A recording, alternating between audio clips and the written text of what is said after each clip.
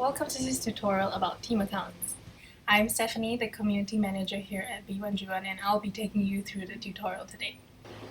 Team accounts are a feature that allow your team members to also experience the joy of giving with, of course, their very own accounts. Let me show you how to add team members to your account. So I've just logged into my B1G1 account where I'm going to find team accounts. It's up here in this drop-down menu. So I'm going to hover over that, click on company profile, and simply scroll all the way down. So here at the bottom of the page, you're going to find manage accounts. This is where you're going to add your team members. If you want to add somebody, we have this big red add team member button. So I'm going to click on that. So you'll just fill in a first name, last name, email address, click on invite, and they'll get an email inviting them to their own account. Really simple.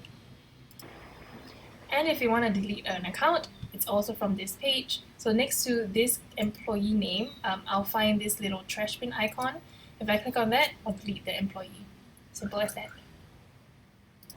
Accounts on B1G1 also come with a few different access rights, so I'm going to show you how to change them. But first things first, here is a summary of the different account access levels available on B1G1. So you can pause the video right here to have a look, or you'll also find this in the article on our Help Center.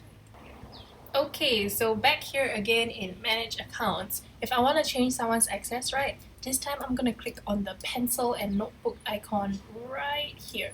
So if I click on that, you'll see I have options of making that person a company administrator or keeping them as an employee user. Once you change, just click update and you're done.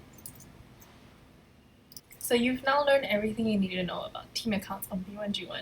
If you have questions, you can always email us at team@b1g1.com at any time. Bye!